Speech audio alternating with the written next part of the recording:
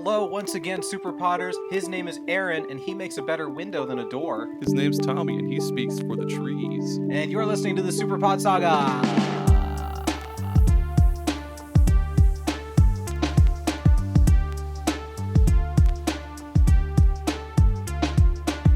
Tommy, that was. Do you know what the Lorax is? Have you ever read the Lorax? No, I've never watched or read it. Oh, okay. Well, my thing was the Lorax reference. Never mind. I don't read or watch anything created by doctors. He's a man of spirituality. Ugh, sounds like one of those. I don't even know what I'm saying. That's right. The SuperPod Saga, where the podcast about video games. Thank you for joining us today. Can we trademark that? Can we trademark the podcast for video games? Just the penultimate podcast for video games. If you're a first-time listener, thanks for joining us. This is the podcast where Aaron and I bring a different video game topic to the table, and then we discuss it, and you all listen. That's right. We're the SpaghettiOs of podcasts. We're like... SpaghettiOs is like that one little treat for yourself where you're just like, I'm not feeling the best, or like, I don't have, a lot of money at the moment, but ooh, SpaghettiOs. Yeah, all right. And if we're the SpaghettiOs of podcasts, then our guests are the meatballs. And our meatball today is Jason from the Dual Sense podcast. Hey, Jason, thanks for being our meatball today. Hey, guys, I appreciate that. First of all, spaghetti and meatball is wonderful. Mm-hmm. Wonderful. I'm glad I'm not the SpaghettiO and Frank's or whatever. That's garbage. So thank you for letting me be the meatball. And, we're what I call podcast friends, but today we're taking our relationship to a more intimate level. So it's a pleasure to be here. Thank you for having me. We got a candlelight setup with SpaghettiOs and meatballs. I've even mailed Jason what is it called? A promise ring. I've mailed him a promise ring. It'll be there in 2 days. I'm looking forward to it. I'll be sitting on my front stoop waiting for the Amazon Prime guy. You're just sitting on with your hands and your head in your hands, like resting on your chin. You're like, no Prime guy today. Your head perks up and you're like, and then he just goes past and you go back to pouting. Yep. Well, on the topic of like SpaghettiOs and Frank's, have you ever had that like canned beanies and weenies or whatever it's called? Not a fan of that. It's not great. No, it's not. You don't need it. No, definitely not. No one needs it. No, I don't know why it's a thing. Jason, tell the listeners about your podcast and about yourself and what video games you like. Yeah, sure. So I co-host a PlayStation news podcast called the DualSense Podcast. Our shtick is that we do it all in under 90 minutes every week. We're kind of the opposite of some of the more long-form podcasts that do it. So that's what we do. We post new episodes every Monday. I also am a writer for GamingNexus.com. There I review video games and write about news, etc. So I've been doing that for a little over a year now, which is a pretty cool gig. An unpaid gig, but get free games out of it. So that's fun. And as far as video games, I like a little bit of everything with the exception of like Japanese RPGs or things like that. Those never really click with me, or really like long form RPGs in general. Big fan of like action adventure games. My favorite game ever is Red Dead Redemption 2. Yes. So that gives you any idea. Oh, you guys are best friends now. Yeah, absolutely. Wait, Tommy, do you like the first game more or the second game more? It changes based on the day and how I'm feeling, but either one of them could based on absolutely be number one. Based on the position of the moon in accordance to the position of I almost said Saturn, not Saturn. Yeah. Yeah, could be Saturn plays the biggest role in Red Dead Redemption. Who is Saturn? Yes. Yeah. Yes. Where can people find the podcast on the internet and social media and stuff? Yeah, so on social media, the artist formerly known as Twitter, we're at the DualSense Pod. We're pretty much the same on all the social media.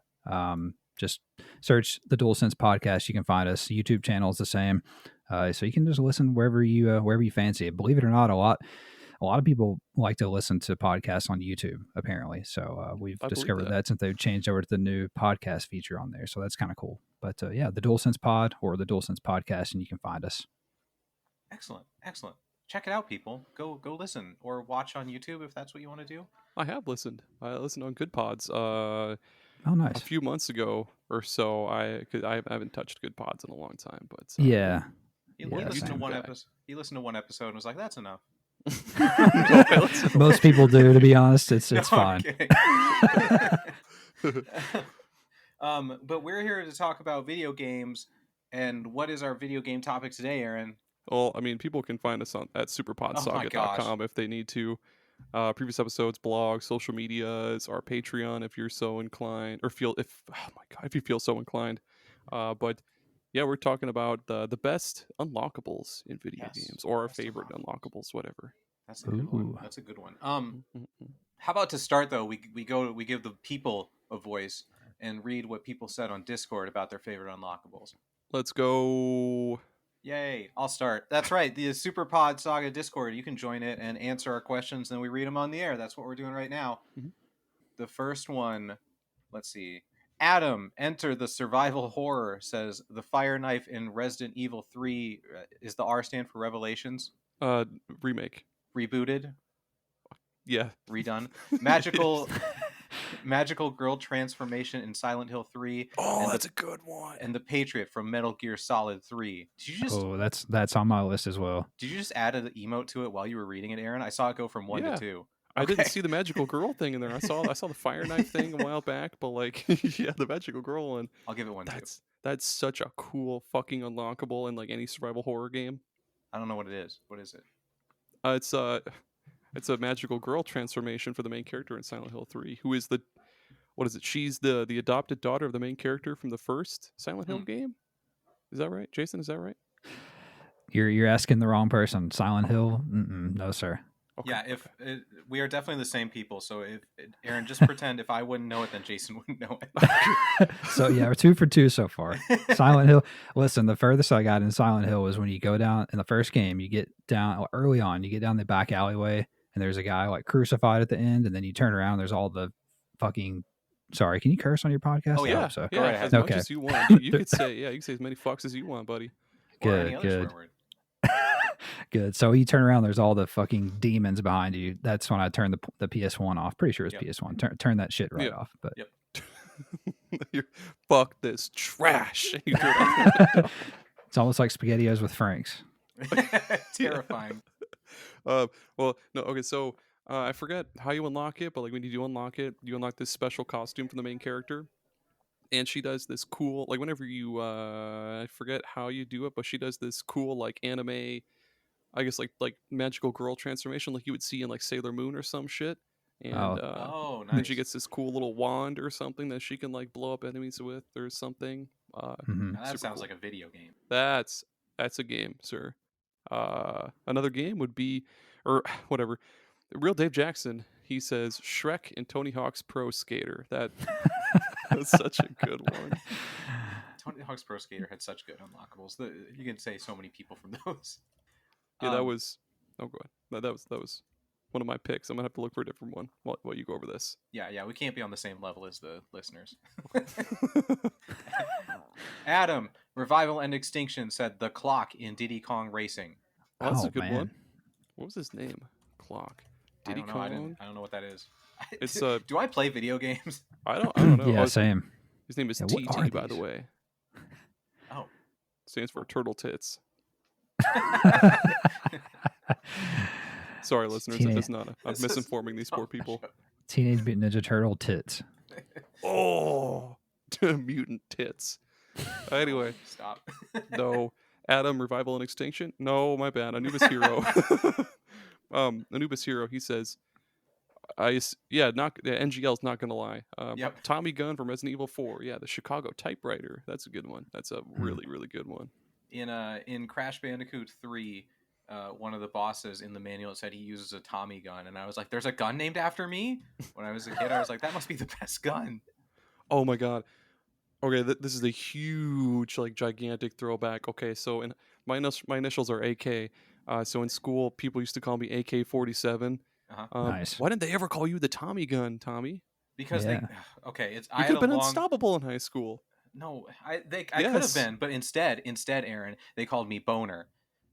because originally it was T-Bone, and then because kids are dumb high schools, they're like, oh, Boner, haha, let's call him Boner. I didn't know that. I didn't know anybody ever called you Boner. It was more in the sports realm.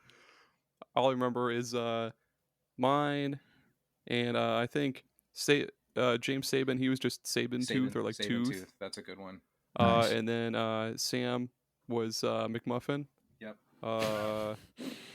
Josh was the cube What the fuck? because he was shaped like a cube. We were kids. Oh shit. Where were we? Oh, Bill. After it was Hero. Bill, GNC Podcast Network said Knights of the Round. Oh my god, that one's such a fucking bitch to unlock. But boy, is it. The fucking summon animation, I'm pretty sure, is like 13 minutes. Oh, I was going to say 9 minutes. I was underselling it. Wow. I think it might be 9. It's something like no, that. I was just guessing. Okay. Yeah, it's ridiculously long, and it's just dudes wailing on these fucking enemies, just fireballs and like spears and like all sorts of shit, and then when they're done, like the screen is just empty and you win. Pretty cool. Pretty cool. Speaking of pretty cool, Adam, Revival and Extinction, he's back. He's back for another Heap and Hellbin. He says Darth Maul's ship in Rogue Squadron 64. I don't know what his ship looks like. I was thinking the same thing. I was like, Darth Maul has a ship? I only ever saw him get cut in half, and then, let's see. Okay. Then it looks like we got to go down to Rick. Pixel Project Radio says Ness in Smash 64 and Hornet the car in Fighters Mega Mix. That's a good one. Have you heard of that one, Tommy? Yeah, I've heard of Ness. Oh, I'm talking about Fighters Mega Mix. No, I haven't. Oh my god. I'm sorry. No, it's okay. So yeah, Fighters Mega Mix. It's a fighting game for the old Sega Saturn, and one of the characters is it's called Hornet, and it's just like NASCAR looking car, and he stands upright with his wheels being his like legs and feet in like a Rayman kind of manner where they're like detached, and his hands are his front two tires, and yeah, it's just a car fighting people, and it's adorable. It's amazing. Yeah, it is. Here we go. Nomad, the Retro Wildlands. He says the epilogues at the end of the original Resident Evil 3. As a kid, I loved playing through the game multiple times to get a different epilogue that featured my favorite gaming characters. That is cool. Yeah. Yeah, that sounds cool. Mm-hmm. Deadbeat Punk said, I unlocked a pretty nasty case of hemorrhoids by playing Tiny Tower for too long on the toilet. The Fierce Deity mask from Majora's Mask was pretty cool too, and didn't require elastic bands or pushing anything back up yourself to recover from. Damn, I love him so much. He wins. That's the best one. The Fierce Deity mask. I've never heard of Tiny Tower, but the Fierce Deity mask is it's a bitch and a half to unlock, and that's cool. Hocham, Hoocham. What's another pronunciation? Hacham. There we go. Hacham. Unlocking Rob in Mario Kart DS was fucking sick because I didn't even because I didn't know he existed at all. I was just trying to finish all the 150cc mirror matchup races. Didn't even know what Rob was at the time until I saw some YouTube videos later on of people playing the 2 games he was in. And then when I realized his special cart was from one of those games, I thought it was so cool. I love that little robot. Still my favorite one to use. Felt OP though since he was so heavy. Yeah, I didn't know what Rob was until he was in Smash, and I learned all about the history of Rob.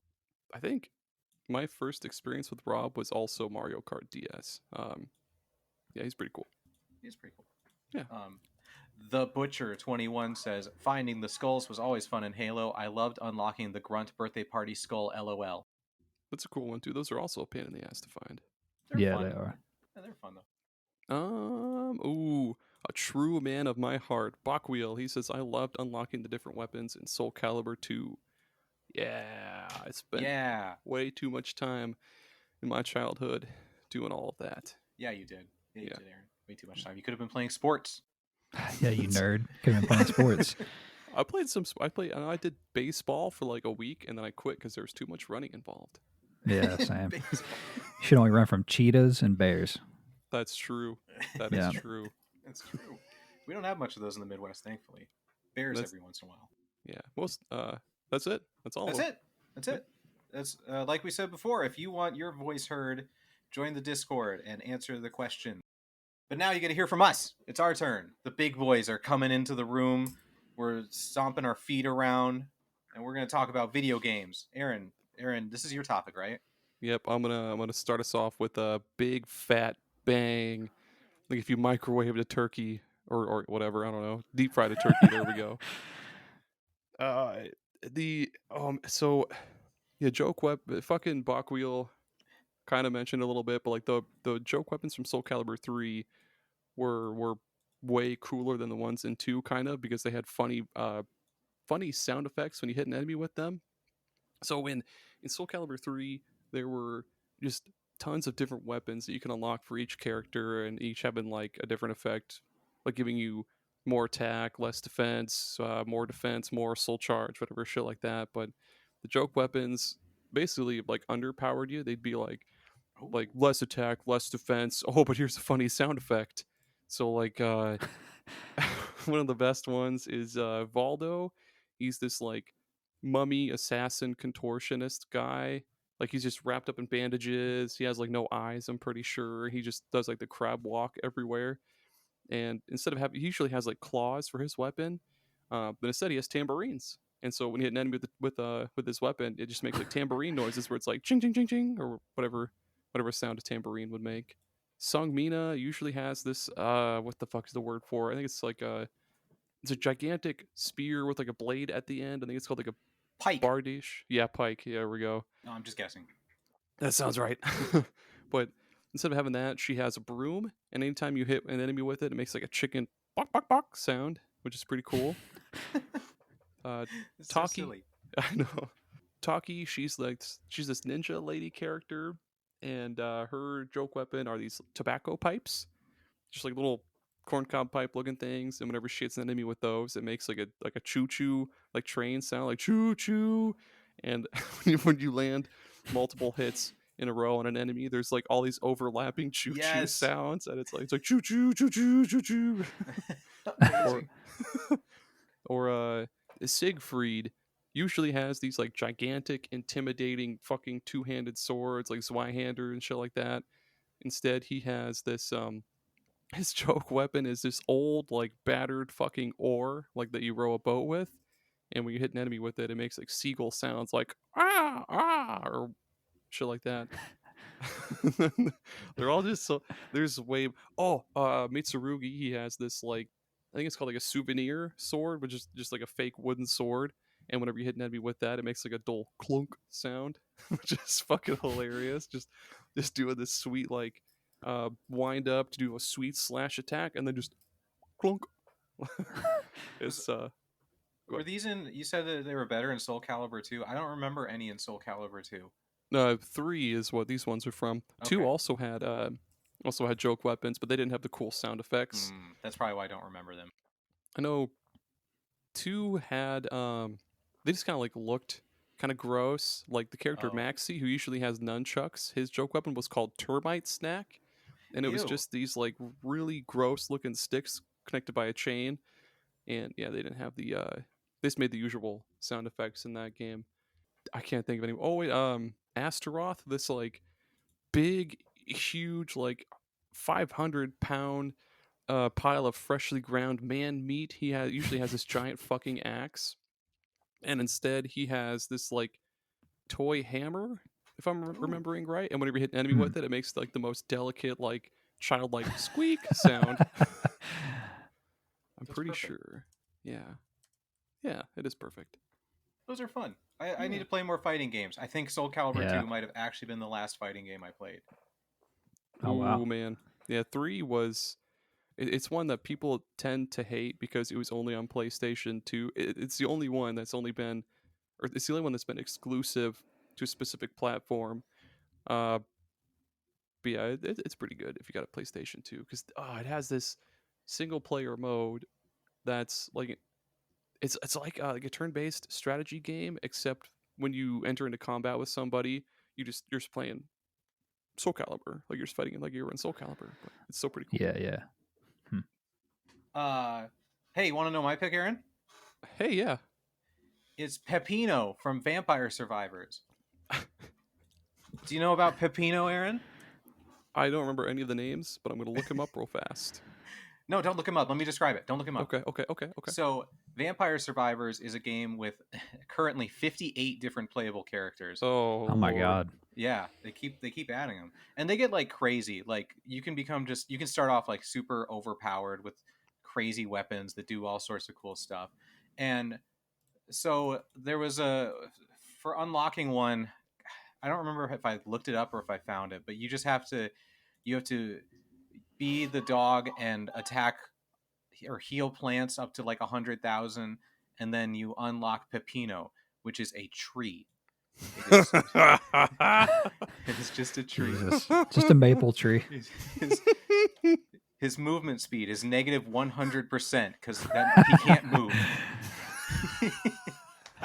Slings maple syrup though, like a motherfucker. Oh my fucking God, dude. He has no moving animation because he doesn't.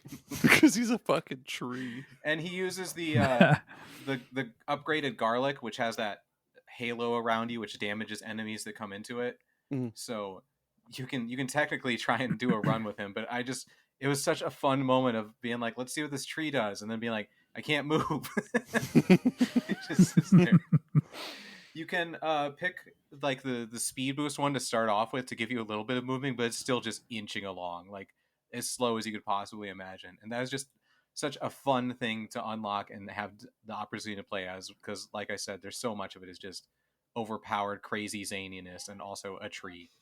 I'm looking at his page on the Vampire Survivors wiki, and it looks like you can unlock a form where he becomes a Christmas tree. Yes, wonderful. That's beautiful. That's awesome. Yeah, it is awesome. Thank you, Aaron. Hey, Jason. Yes. What about you? Yes, sirs. Yeah. Let's see. My first one is the Infinite Rocket Launcher from Resident Evil 5 specifically.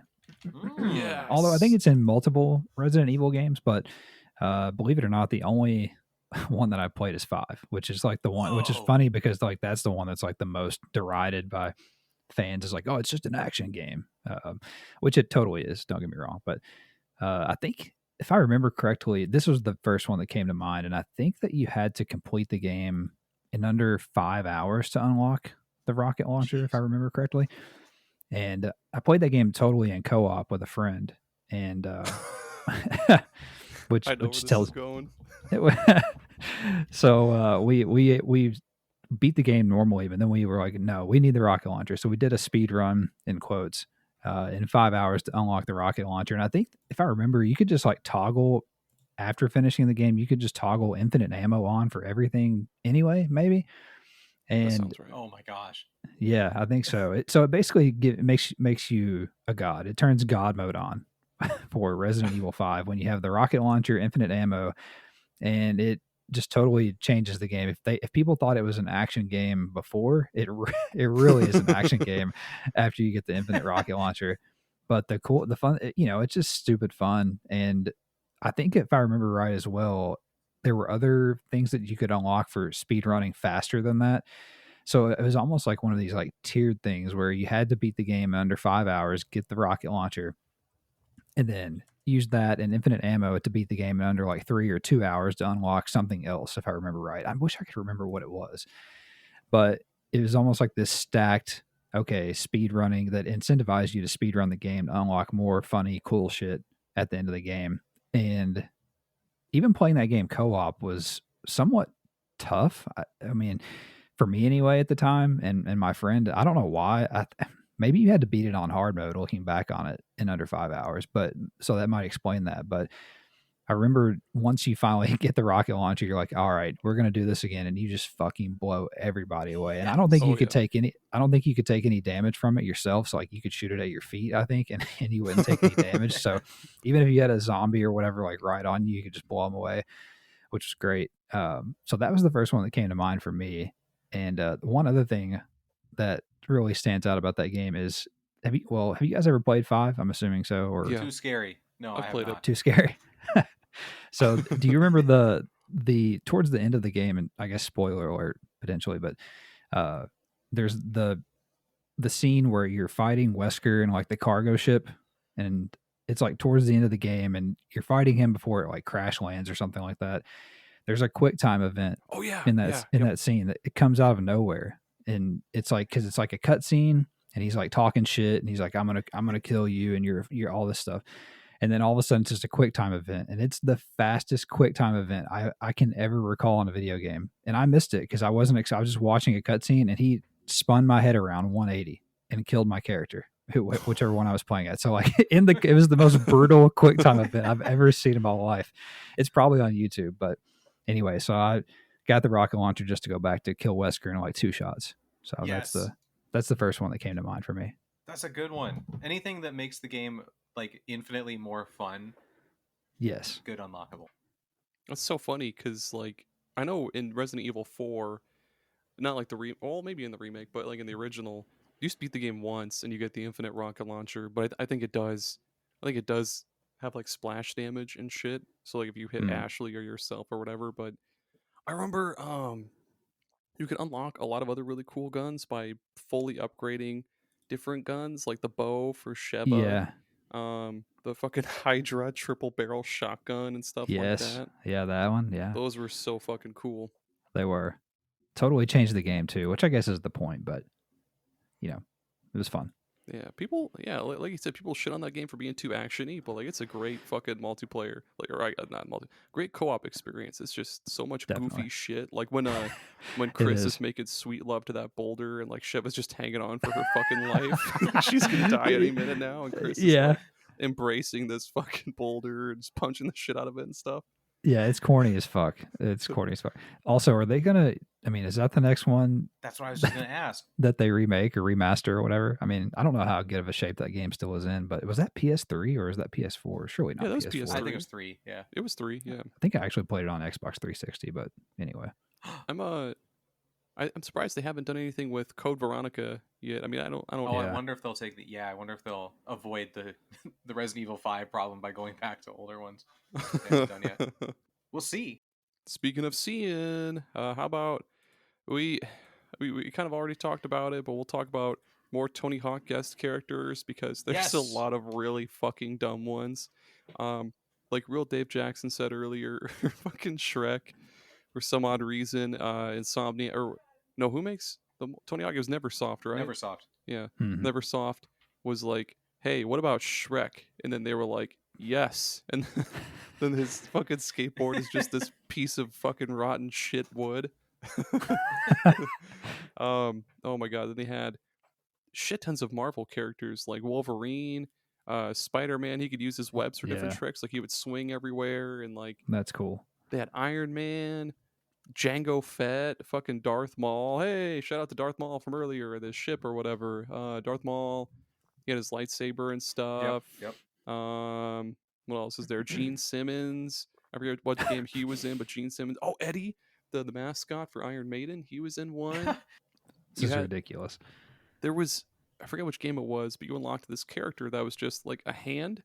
It was just a hand standing upright on like 2 fingers or legs or whatever, and then like its arms. I forget. Like a human hand. Yeah, or like Glover. Like a human hand. Oh, like you were okay. That's fun. Like you were playing with one of those like little tech deck skateboards, but instead it was an actual hand moving on its own. Like you played as the hand doing the tricks. There was that one character. It was the Neversoft eyeball. Let me look it up real fast. I forget if it was just like an eyeball on a human body. Yeah. Okay, so it was this like disgusting looking human body, and instead of like an actual head, it was just this big fucking eyeball, just like a big gigantic eyeball. That's all right.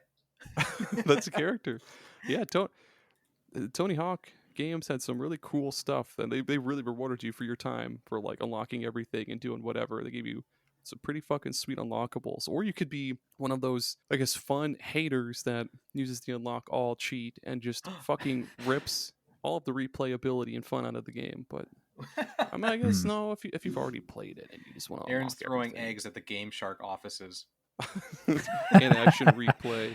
Fuck you for taking out the fun. Yeah, I don't want to tell you how many of those stupid candies that I used that I got in Pokemon years ago, decades ago, with the little Game Shark attachment or whatever that thing was. Dude, Oh, I know. Yep. The- Infinite rare candies and infinite master Rare balls. candies. Thank you. Yeah. Oh yeah. Oh yeah. Yeah. Tony Hawk was great. You can. I'm not sure if it's an unlockable, but in the new one that you can play as the old Tony Hawk and old everyone yeah. else is so cool. Oh, Fun. that's cool. Old Tony. I like when he. That'd be so funny if like when he lands, you just hear like and his entire body collapses and he's just dead and the game ends. Geriatric Tony Hawk. That's absolutely going to exist when they remake it again in 10 years. He's Just just progressively older Tony Hawk models. until like when he finally dies and it's just like nothing. There's just a Oh, no. skateboard sitting there because it's like, well, I don't know what you expect. He's dead. Oh boy. The music is just bum bum bum bum bum bum.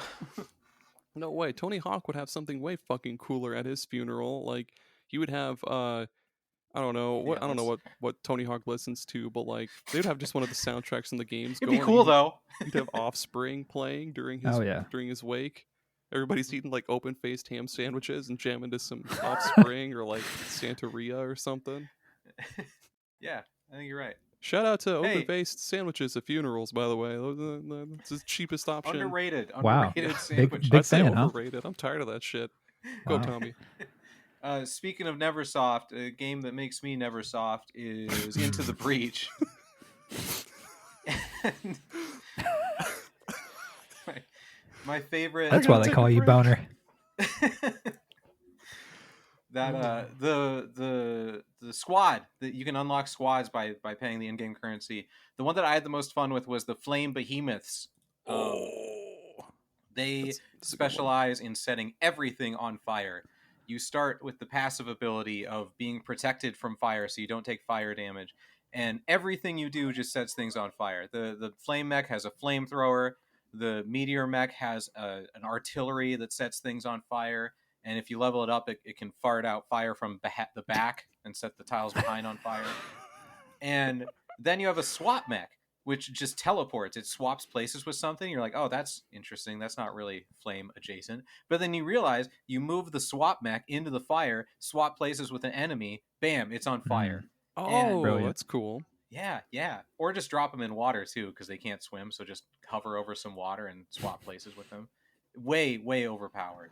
But it was so fun because, like, up until you unlock them, you kind of have to be careful about...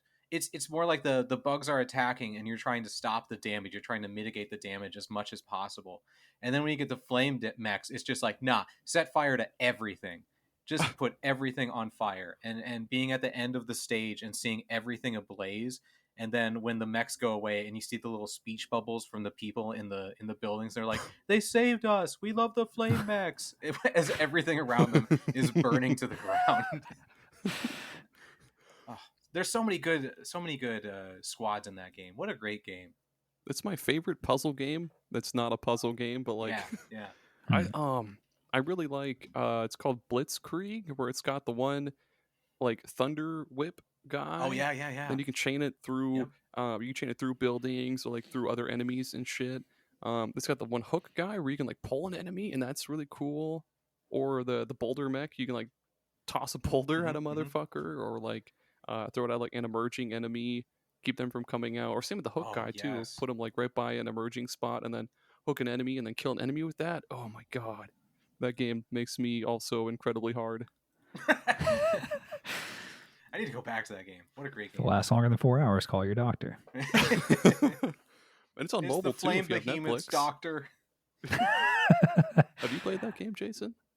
Yeah, I think just briefly. I feel like I played it on Switch Ooh, for a little yeah. bit, and it's pretty cool. It's like you said, it's a neat concept. I feel like it was like is it an isometric camera perspective? And it's like Yeah. Yes. yeah, okay, that's the same game I'm thinking of. Then yeah, it was neat. I just didn't spend a lot of time with it. Speaking of games that make us hard, what's next, Jason? Next is the Alien Blaster from Fallout 3. Oh yes. Yeah, this was a super fun unlockable. Oh, I guess yeah, let's call it. It's an unlockable. I mean, that's what we're talking about. Yeah, But it's absolutely. more of like a discoverable, I guess, because the one thing that I can't remember for sure is I know that you found it at a downed UFO, a crashed UFO site. Mhm. I think was in the base game. that you could find that. But in the DLC, the Mothership Zeta DLC, there, which was a whole storyline, obviously, but I think there was a unique version that the captain alien, whatever, like the head alien, he had a unique. I think they called it the Master Blaster. Actually, if I remember, but it was a better version. But it essentially made every bullet a critical hit, and if you shot an enemy in the head, they disintegrated and it killed them in one shot. So it was essentially like just everything was a one hit kill, but the ammo was somewhat limited. I think, if I remember correctly, I think you found like 100 or so like rounds at the crash site in the base game, but if you had the DLC, obviously you could get more. But I remember I remember finding that, and this was like when you first would hear about things and have to, and then could go look them up on the internet as to where to find them. So finding that at the UFO site, and then spending the rest of my time disintegrating enemies by just doing the VAT system straight for the head, disintegrate. So it was a really cool unlockable weapon that was super super OP. That is a super fucking cool one. Yeah, because like, yeah, it was. Yeah, and then wasn't it like at the crash site? You also saw like an actual dead alien just chilling right there too. Yeah, Yeah. yes, yeah, you did, and I feel like if you had the DLC that you got abducted or something like that, like around Yeah. the crash site. I can't remember exactly how it played Yeah, out, you're but right. yeah. So it was cool. That was, I mean, Fallout 3, wonderful game, but that was Bethesda at some of their best work. Mm-hmm. Yeah, even before that too. The what was it? The first DLC was like Operation Anchorage or whatever. Yes, Like that yes. was super cool too, because you were just in like a simulation, I think, of like the Mhm. Anchorage War or whatever. Like, Yeah, it was like a Civil War type of thing. It was pretty cool. yeah, that was I think awesome. that's the same DLC. Or yeah, well, no, is No, it it's me you. now? It's you. Okay. This one, I'm not sure. No, I guess this would be Unlockables. All the different recruitable characters in Chrono Cross, because there's a lot that you have to go out of your way to recruit, I guess, or unlock. Also, I accidentally jotted down Cross as crows, so it's going to be Chrono Crows from now on. Oh yes, the crows are coming back. Oh man, where the fuck do I even start? There's a lot that you have to go out. Normally in Chrono Cross, there's a lot of characters you just unlock by going through the story, and then there's one part in specific in the game where you kind of like branch out. Like there's this, what is it called? There's this mansion that you have to break into to find some item, and there's 3 different characters that you can have help you get into that place. Like there's one character where you just like ride a boat into the manor or whatever. There's another character that like I forget, whatever, but there's a bunch of character, and there's a bunch of characters that, like, depending on the choices that you make in the game, won't be available for that playthrough. So to get like every single character in Chrono Cross, you'll have to play the game like, I want to say 3 times.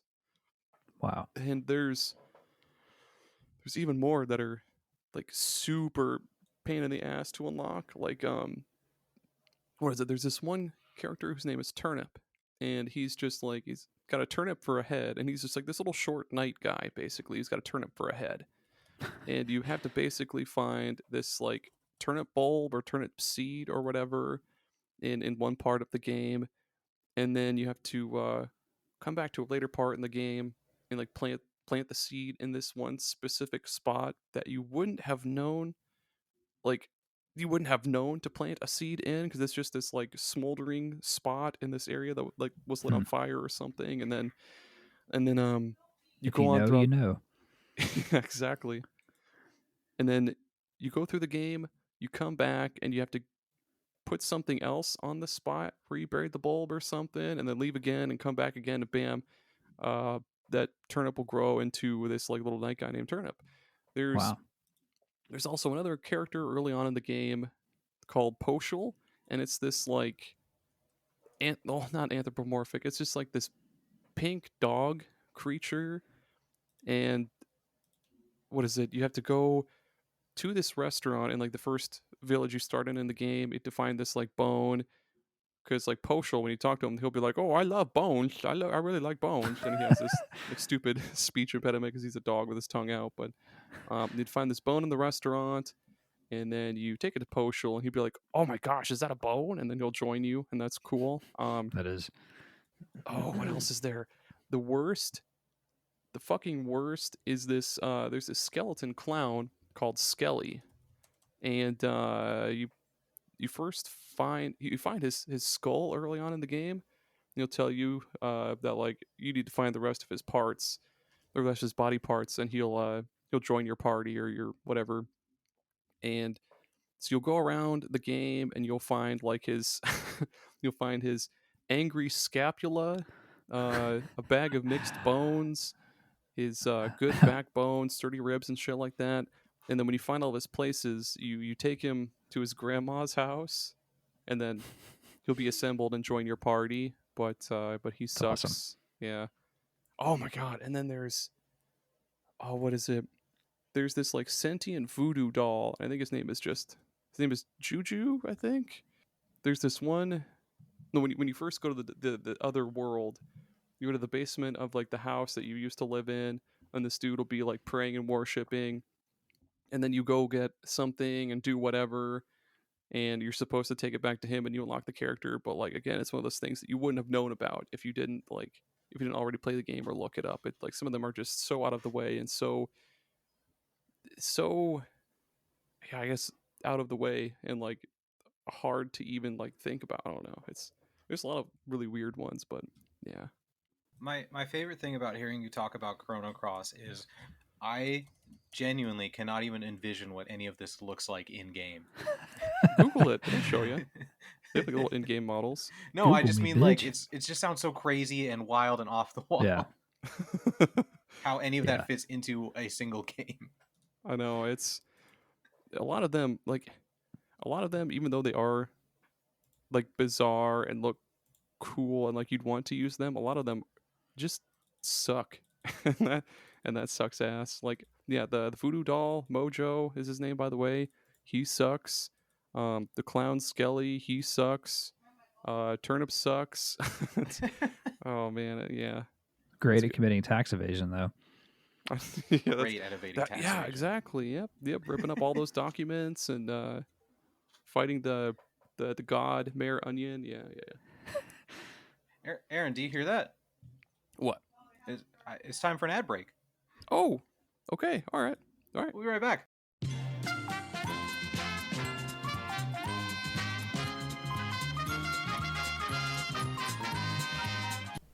Hey, what's up, Super Potters? Tommy here. I just want to give a big shout out to our patrons. They are all wonderful, stand-up fellows. Thank you, Adam, Jameson, Jared, and a novel console for your support. It genuinely means the world to Aaron and I to have such handsome, talented patrons. And I truly believe the universe will reward you in some karmic way for being a patron to SuperPod Saga. Thank you. It's really important to stay hydrated. They say to drink 8 to 10 cups of water per day to stay properly hydrated, but sometimes that can be difficult to do and completely inconvenient, and most of us don't feel like carrying a gallon of water with us at all times. That's where Liquid IV comes in. Liquid IV is the category-winning hydration brand fueling your well-being, and their hydration multiplier is the one product you're missing in your daily routine. In just one stick, you get 5 essential vitamins and 2 times faster hydration than water alone. Use it first thing in the morning, before a workout, when you feel run down, after a long night out, or on long flights. Man, in Iowa, the summers can be brutal. 90 degrees and tons of humidity, and that just saps the energy and water right out of your system within just a few minutes. Luckily, Liquid IV hydrates 2 times faster than water alone, with 3 times the electrolytes of traditional sports drinks.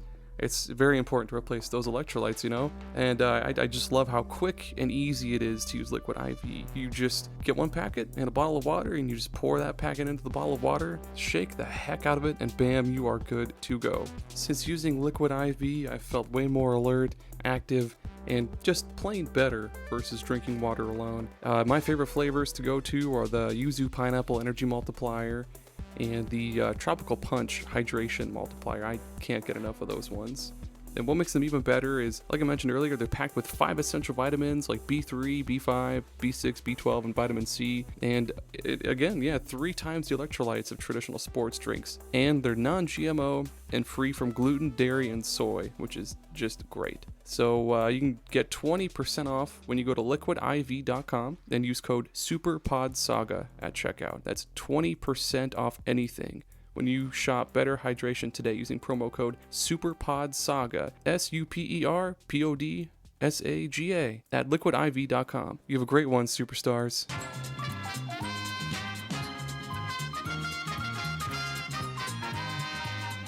If you're a fan of coffee and you're looking for something different, I think we've got just the thing for you. That's Bones Coffee.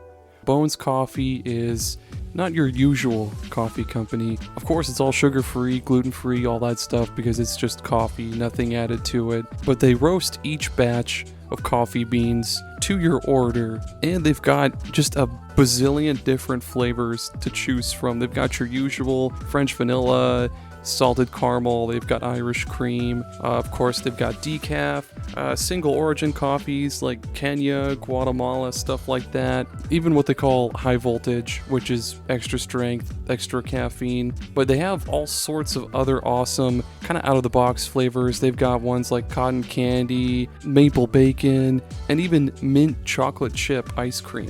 And they're always coming up with new crossover flavors, like they've done a bunch for Nightmare Before Christmas, Indiana Jones, even Spider-Man, of all things. And they're also coming up with new seasonal flavors all the time. If this sounds right up your alley, feel free to use the link in our episode description and use coupon code SuperPodSaga at checkout to get 20% off your order. That's SuperPodSaga at checkout to get 20% off your order. And if you're not just in the market for coffee, you can also get some sweet mugs. They've got lots of cool shirts. They've got all sorts of different brewing equipment like French presses, stuff like that. Just head on over to bonescoffee.com, or again, use the link in our episode description and get 20% off. Get yourself a new interesting flavor and spice up your morning routine with Bones Coffee. I really hope you enjoy. I'm a really big fan of it, and I hope you find one that really hooks you. Thank you so much for listening. Have a good one. Hey there, Super Podders. You may be wondering how Aaron and I, bumbling idiots that we are, managed to record, edit, and distribute our world-class podcast, the SuperPod Saga. The answer, dear listeners, is Zencastr. Let me tell you more. It is so easy to record a podcast with Zencastr. Log in using your browser and start recording a high-quality podcast right away. Record studio-quality sound and up to 4K video with your guests. Feel a sense of zen, knowing Zencastr's multi-layered backups ensure you always have your recordings in the highest quality, even if the connection is unstable. It's an all-in-one service! If you have thought about podcasting before and realized that you need a lot of different tools and services, those days are over. With Zencastr's all-in-one podcasting platform, you can create your podcast all in one place and distribute it to Spotify, Apple, and other major destinations. Go to zencastr.com/pricing and use my code SuperPodSaga and you'll get 30% off your first month of any Zencastr paid plan. I want you to have the same easy experiences I do for all my podcasting and content needs. It's time to share your story.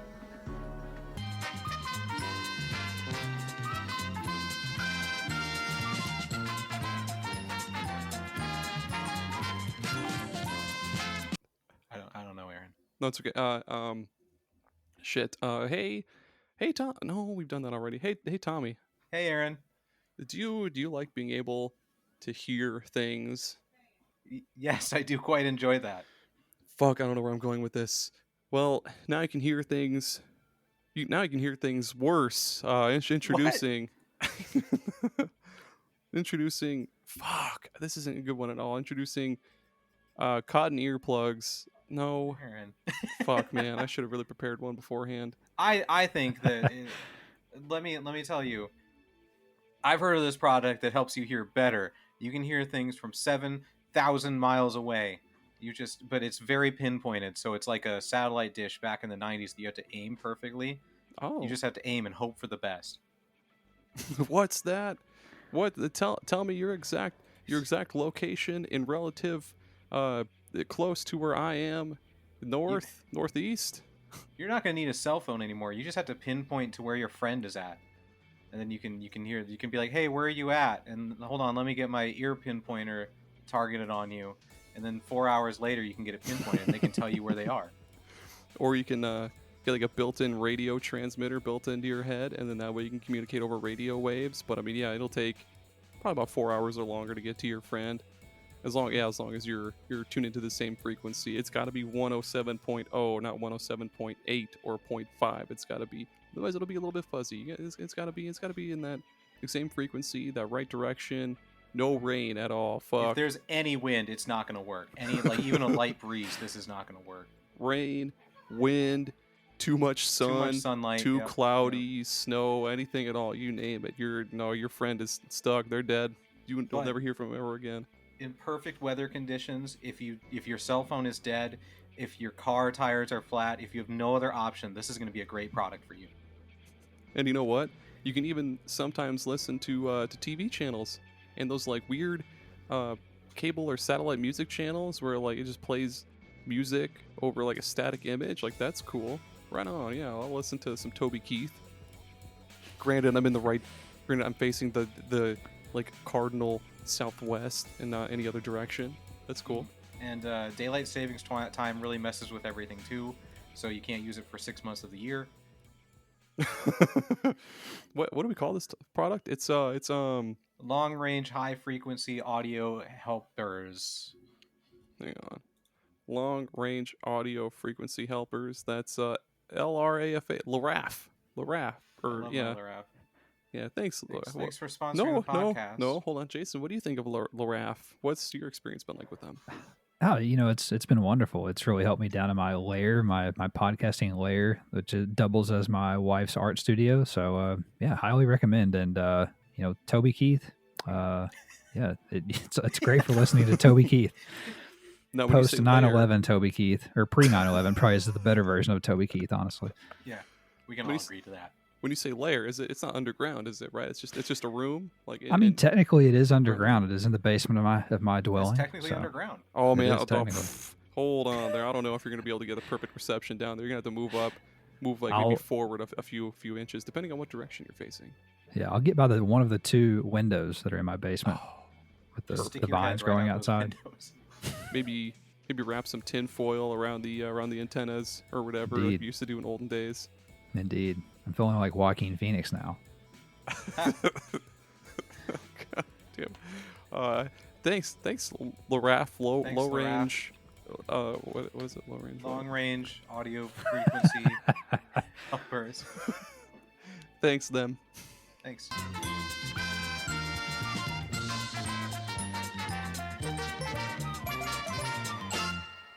We're back. Yeah. We found that ad break sound and we got rid of it, so we can just talk about video games now. Yeah, let me smack this fly off my screen real fast. Nope, don't hit it too hard. Okay. Yeah, I don't want to lose the podcast. All right. Super Saiyan punch it right now. Fist goes right through the screen. 1-900. Bugs. Huh? What? Huh? What's going on? I don't know. Whatever. We're so good at this. Yeah, we are. Okay. It's my turn. Oh, right? Yeah, it's my turn. So I talked about Chrono Cross. Yeah, you did. Call. Speaking of things, my pick is I'm going to talk about a first-person shooter from back in the day again. I don't know why. The first Call of Duty Black Ops was probably the multiplayer shooter that I played the most in college, even more than Battlefield. Black Ops was like my first online multiplayer shooter. And as you level up, you unlock guns, you unlock attachments and stuff. But later on in the, I think I got to 3/4 of the way before prestiging, which is the highest level, I unlocked a gun called the Stoner 63, which is the actual name of a real life gun. And it was just so much better than anything else I had ever used up to that point. And it wasn't even oh, now I'm better than everyone and I can kill everyone real good, because that was definitely not the case. But it just kind of felt like almost like a reward for playing through the multiplayer for that long. It was like, okay, you used all the crappy guns, you figured it out. Now here's one that's actually like really obnoxiously good. And it was so fun to just have that to miss all my shots with, because I was terrible at shooting. And that was a fun time. That was a fun time. You remember that, Aaron? You remember Black Ops? I thought for sure this was going to go to that like unlockable text adventure game, and not this like gun that you used in Oh, that was interesting. yeah. Oh yeah. When you could break out of at the main menu, you could break out of your hand restraints or whatever. Yeah, that was Shout out really to cool. Shout out to that main menu too, by the way. So it was Yeah. just like you in a chair looking at this TV or whatever. But yeah, Zork is the name of the game, and I really, really thought you were going to go with that, but you No, I went You- with a random gun that you can unlock in the multiplayer.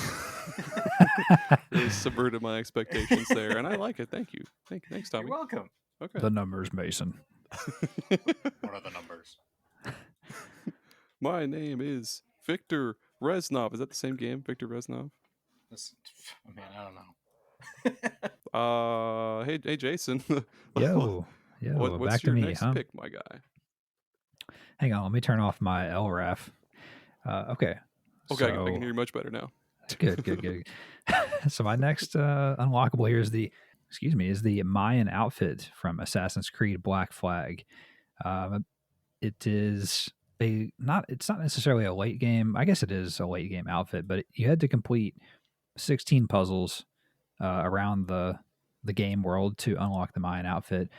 And what it did was it deflected metal objects, meaning bullets. So it almost made you invincible. So you could pretty much just go nuts and go on murderous streaks and not have to worry about any of the soldiers or whatever from any of the islands and trying to shoot you and kill you, because they couldn't hit you. So you could just get in nice and close and slice them and dice them. And, it just another one of these unlockables that made you super OP and pretty much was probably the closest thing to God mode for Black Flag, one of the more beloved Assassin's Creed games, and probably my second favorite Assassin's Creed game behind Origins, I would say. Nice. Yeah, that one was really fucking good. That came with my Xbox One back in the day, and I adored all the pirate ship battles. Those were super cool. That's the one Assassin's Creed game I wish I would have played back in the day. I got it for like $3 at some store, but I started it and then I just GameStop? put it on the side. It wasn't GameStop. Oh. And I love pirates. It was like right up my alley. I need to go back to it. I need to play it. Do it. There's too many Yeah, I games think- to play. Oh, for sure. I think you can play Black Flag now on like PS4 and, well, you said Xbox One, yeah, so definitely you can play it on Xbox One, PS4, I'm pretty sure. I don't know how well it runs or anything, but highly recommend. Is it back to me now? It's back to you now. Back to me. All right. I gotta tune into the right frequency here. Oh, how about the foam finger from Dead Space 2? You're gonna have guys- to explain Oh, this to me. wow. That's a scary game. No, I kind of vaguely remember this, but Okay, so yeah, you had to beat You had to beat Dead Space 2 on the hardest difficulty, which was a pain in the ass. But yeah, once you do, you get this this big red foam finger that's like it's shaped like a finger gun, kind of like it's got a thumb out Yeah. and like the pointer finger out. It's just like an unlockable gun that kills anything in one hit. You'll see the main character Isaac running around with his foam finger on his hand, pointing at enemies, and the primary fire, instead of going like making gun sounds, the primary fire, you'll hear Isaac go bang bang, and then the secondary fire he'll go pew pew pew. I love that.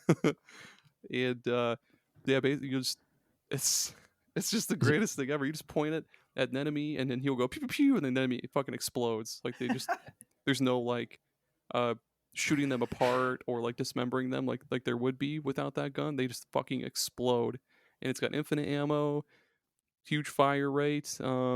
It's great. Good fucking weapon. So Yeah, what it I'm hearing says is scary called the games hand have the cannon. best unlocks. Mm-hmm. Exactly. Good to know. On the game's wiki, it says the secondary fire, like you said, it literally says secondary fire mode. Pew pew pew. Exactly. Pew pew pew. Oh, that's funny. That's so good. Hey, my next pick is kind of a gun. Okay. Speaking of guns, in Crash Bandicoot 3, Holy Wrath Lord. of Cortex, You get a you gun? can Wow. you can unlock a fruit bazooka Oh, okay. Oh yeah. because in the platforming game where you can run and jump and spin, you're gonna need a fruit bazooka too. It's just such a stupid idea that you could tell they're like, what would be super cool if we put in this game? A bazooka. You unlock it by defeating N-Jin in a boss fight or whatever, and from that point on, you can hold the left trigger, or L2, excuse me, it's L2 on the PlayStation, and it brings up a little aiming reticle on the screen, and you move it around with the stick or the D-pad, and then press the circle button to shoot. You can't move while using it, so you have to plant your feet in this platforming game. That's usually pretty quick paced. Like you're supposed to be like running along. Yeah. And then you plant your feet, pull out your bazooka, and shoot enemies, I guess, instead of just running and spinning them or jumping on them. It's such a dumb idea that I love so much. You know, we've said it a million times on SuperPod Saga, and we've also said it a million times in our chats back and forth, but why isn't Crash Bandicoot in Smash? It'd be perfect. Give him the front bazooka too. I know. Fucking, fuck it. A bazooka could be like his side B or neutral B. He has a spin attack that could be his up B maybe, or maybe his up B is like no, jumps Aaron. on one of those bouncy boxes. No, what? Aaron. Huh? In Crash Bandicoot 3, he can learn a super spin, which if you keep tapping the spin button, he spins super fast and he can fly a little bit with it. So that would be his up B. I thought about this. Up B. Awesome. Okay, yeah. And then, it's perfect. Why don't they do it? Why do they hate us? I don't know. Why isn't it's Nintendo's fault? It has to be. I wrote them several letters. It's got like little teardrops on it from where you cried. You're weeping. Wet marks. Why is it crashing? I sent a picture of Crash Bandicoot that I drew. It's got a little diagram of him using all these different moves that you made up. Doug Bowser gets a letter in the mail. He's like, fuck, another letter from these SuperPod Saga assholes. Throws it away. Again. Oh, man. Speaking of guns, do you have a cool gun, Jason? Oh, yes. It's okay if not. I do have a cool gun. I have one of the coolest guns in video games. This is my final pick. I didn't have 5. Hope I'm not fired. But no, you're not. my final pick here. I think I heard you run through it earlier, actually, but I'm going to say it anyway. It's the Patriot machine gun from Metal Gear Solid 3. You get this, I guess, another spoiler alert, since this game is back in the zeitgeist now with the apparently shitty Master Collection, Volume 1. But you unlock this after defeating the last boss of the game, who is the boss. And it has an unlimited ammo. It's like a 100-round drum mag. I don't think you ever have to well, I guess you do have to reload, but you just never run out, if I remember correctly. You can use it on future playthroughs, which is always something that I appreciated about the Metal Gear Solid games. When you unlock stuff, they would, just carry over, and that kind of incentivized you to play the game again, but in a different way, which this gun certainly does. Because you could, before having this gun, Metal Gear Solid 3, you had to stealth around, you had to choose the right camos, you had to eat snakes and shit or whatever, like find fruit and trees and all the type of shit. I think you had to cook the snakes, if I remember right. But anyway, after the Patriot, you can just snake eating snakes. After the Patriot, you can just run through the maps, the levels, and just blast everyone away for the most part. And it just made the game, again, like some of these other more powerful weapons we've been talking about, it's made it so much easier. And probably, is it better than the Alien Blaster for me and the Infinite RPG? Probably. Ooh. Probably. I think it might be better. That's kind of, yeah, I guess I would think so too, because it basically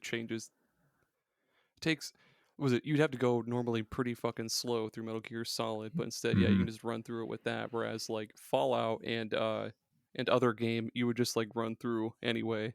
Resident Evil 5, that's still those ones. Yeah. I think that's the best way to do an unlockable too, because your first playthrough is going to be like you experience everything, figuring everything out, trying to solve the puzzles and beat the bosses. So giving you something to let you go through it a second time just to experience everything again, but faster, A+ in my book. I agree. It's okay. And you said that was your last one, Jason? It is. Yeah. Okay. Tommy and I will do one more. I've got a good last one to throw us out. Have either of you guys ever played Mega Man X? No, Aaron. I've never No. I've never played a Mega Man. No, same. Okay, well, so Mega Man X is a little Mega bit Man's for different. nerds. Yeah, I Hey. only play good video games. Oh shit! Okay, well now I feel attacked. Definitely Fine. not seminal games like Mega Man, but anyway, go Fine, on. I'm not going to talk about it anymore. Fine. I'm just kidding. No, well, yeah, so Mega Man X was like the original Mega Man was just run and gun platformer. You go through levels, get to a boss, and then repeat. But Mega Man X had some really well hidden collectibles in the state. Well, not collectibles, but like upgrades in different levels. So you could find energy tanks, health upgrades. You could find upgrades to your armor that let you do like a double jump and like new weapons and shit like that. And one of the probably like hardest things to unlock, well, of course, yeah, hard. You can unlock the Hadoken from Street Fighter in Mega Man. So you had to collect all the upgrades in the game, all weapons, armor, sub tanks, all that shit, and then you had to play through a level 5 times in a row, same level 5 times over and over. Once you start it a 6th time, you'll be greeted by a hologram of Dr. Light or whoever the fuck, and he'll be like, "Here, have this," and then you'll unlock the Hadouken, and you can only use it when you have like full health or something, but it kills almost anything in like one shot, bosses included. And it's super cool that they crossed over Mega Man with Street Fighter, and yeah, that's rad as hell. That is rad as hell, Aaron. Even though Mega Man's for a fucking nerd. Sorry It's for a being baby nerd. game for babies. That's not a real gun. Oh, sounds really cool. It is cool. My last pick is from a video game called Super Smash Bros. Melee. A good video game. Good video game for adults. quote unquote good video game. It was unlocking Mewtwo because Okay. Ooh. it came out. That game was from 2001 when the internet was just like a little baby, so we didn't actually like. There were all kinds of rumors around video games and how to do stuff, like the truck getting Mew in the Pokemon games and all those Mario things. And so I heard or read somewhere that you have to play the game for 20 hours. So if you just leave your GameCube on or leave Smash on for 20 hours and unlocks Mewtwo. And I was like, okay, sure. And I tried it. And after the 20 hours, like, ended the match, and it's like a new foe has appeared, and it's Mewtwo, and I'm like, oh, it was real. And I just haven't experienced anything like that. those are the best unlocks. Like, not to sound old, not to date ourselves, but it was just different back then. You'd have to talk about something with a friend at school or read it in a magazine or whatever, and just different. But anyway, now that I've made myself old as fuck to everybody listening, so no, we're all old here. We're ancient. Yeah, we're dinos here.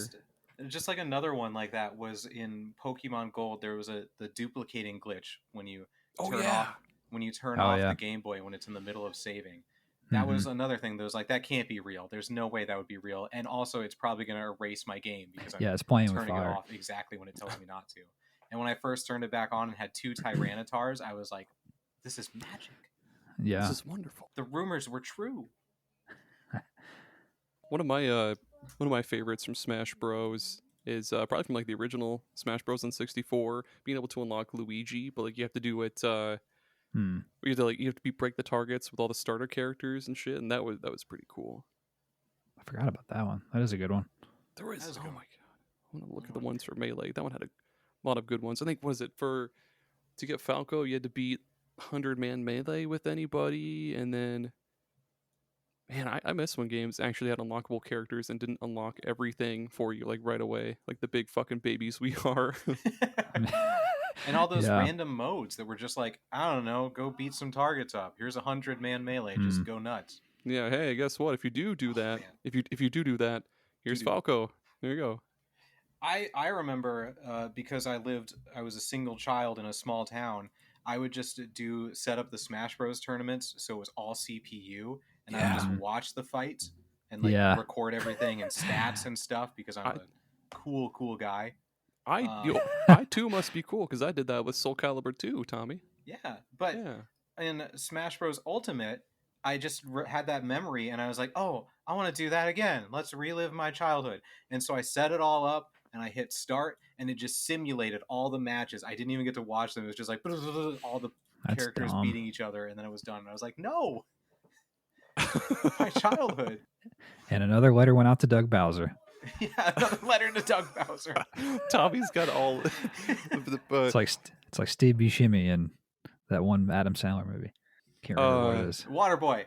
Is it where he's got Mr. Deeds? No, I'm just saying random ones. Might be Mr. Deeds. Where he has like the Oreo and Gumballs pizza or something. Oreos and Gumballs, my favorite. I imagine when how do you say Reggie's last name again? Fils-Aimé? Fils-Aimé. Oh, I'm gonna say Phil Zane because that's what I've always referred to him as. Reggie Phil Zane. When I imagine when he retired and when Doug Bowser came in to replace him, Reggie was like, oh, and also there's this complete fucking lunatic, Tommy, who keeps mailing us letters and complaining about things. There's like, I imagine there's this like old gray like filing cabinet with a whole row for like all of your requests for remastering Paper Mario 1000-Year Door, and there's like another one where you're like, they listened to that one. My friend Aaron wants you to bring back Custom Robo. I don't know what that is, but he seems to like it. He says it's a quote unquote good game. P.S. Or like a P.S. It sounds like trash, but he wants it, so do it or something. I don't know. I actually did when I was a kid. I sent an email to the Coca-Cola Corporation. Yeah. I was like, hey, if you mix Coke and Sprite, it tastes really good. You should make it into an actual product. And they responded. They sent me an email back. And they're awesome. Like, we appreciate your input. We have people that are in charge of those things. Yeah, we have people that do this for a fucking living, kid. Here's a coupon. Nice, but it was basically like, no. Yeah. Dear Tommy, our chemist tried this and it tasted like ass. But we'll keep you in consideration. One of them dropped dead on the spot. Oh Lord! Oh, that's good. Coke and Sprite does sound good though. Yeah, that sounds good. It sounds like a what is it? Like a gin and tonic kind of thing. No, I don't know what the fuck. No, gin is that's gross. Exactly what I thought when I was a kid. I was like, this is just like gin and tonic. Holy shit! And then he became Don Draper. When are we gonna get a Mad Men video game? That's what I want to know. Shut up. Penning my letter to Doug Bowser.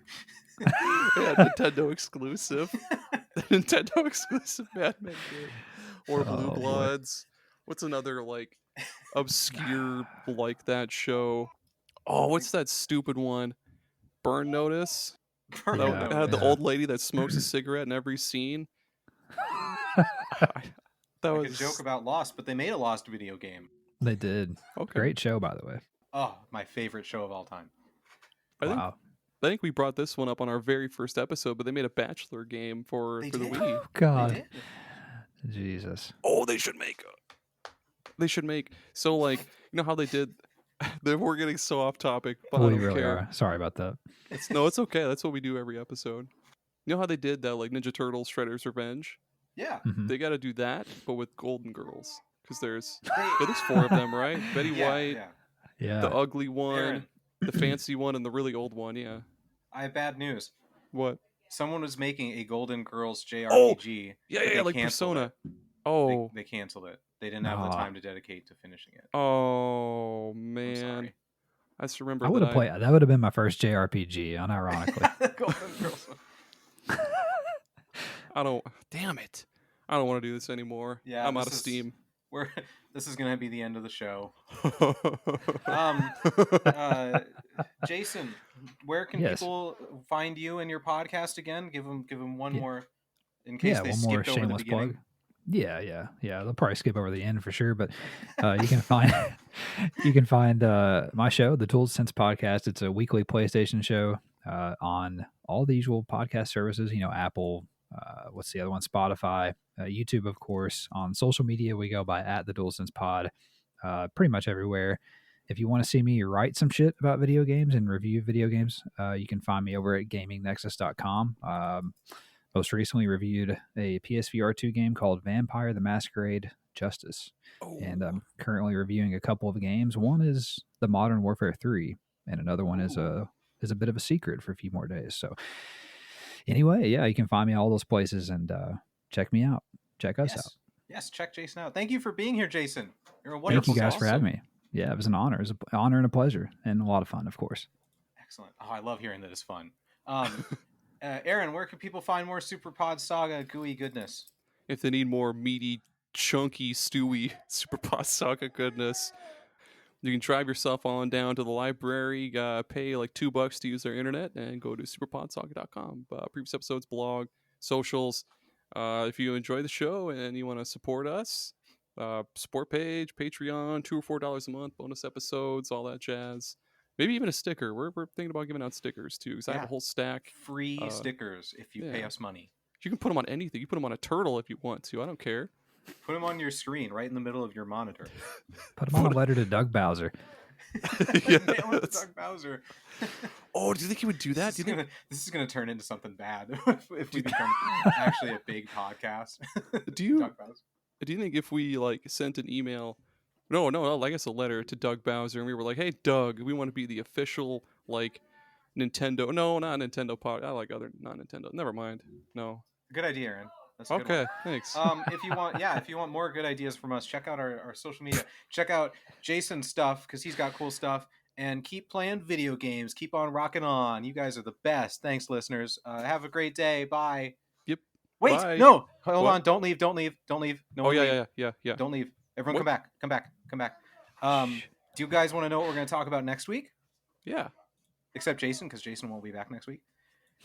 We are going to talk about space games. Video games in space. Yes. Finally. It's time. I've had it in my Google Doc for months. The time has come. I don't even have to do research for this one because I already did it months ago. Look forward to that, people. Have a great day. Bye, everyone. Jason, say bye. Oh, goodbye, everyone. Have a lovely day. Keep on keeping on. Okay, bye.